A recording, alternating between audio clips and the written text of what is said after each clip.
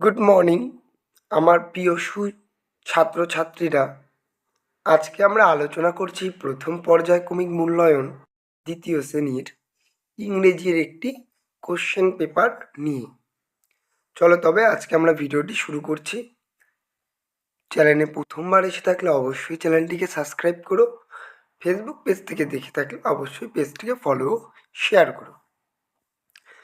একের দাগে রয়েছে write the next line of the rims giving below. এখানে রয়েছে ওয়াটারমেলন। তোমরা লিখবে রোলিং অন দ্য গ্রাউন্ড।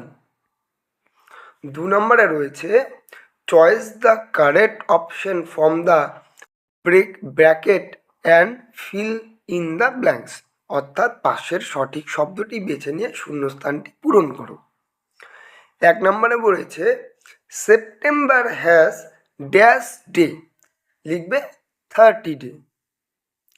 তারপরে বলেছে B number they are dash in our family. লিখবে 6। C number the first month of the year is dash. লিখবে জানুয়ারি।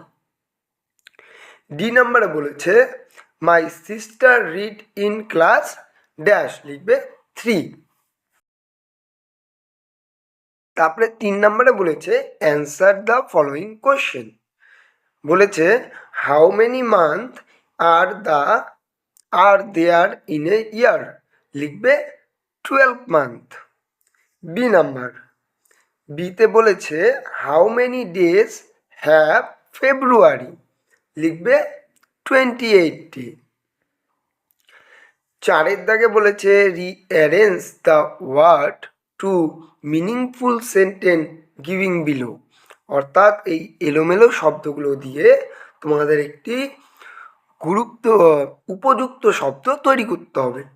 তাহলে প্রথমটা হবে the dog is breaking loud.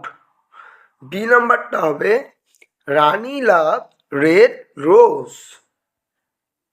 তারপরে 5 নম্বরে বলেছে add subjective to theirs prediction giving below.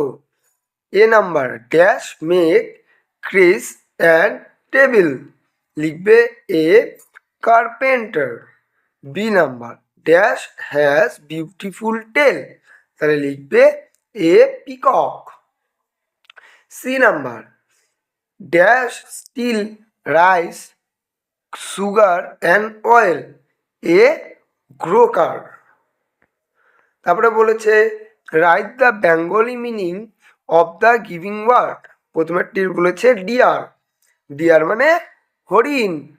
B number window মানে জানালা। সি নাম্বার ট্রি মানে চা। তারপরে 7 নম্বরে রয়েছে fill in the blank with correct letter. তাহলে প্রথমটা হবে TOWN টাউন। বি নাম্বার হবে FLOWER ফ্লাওয়ার। সি নাম্বার হবে MILK মিল্ক।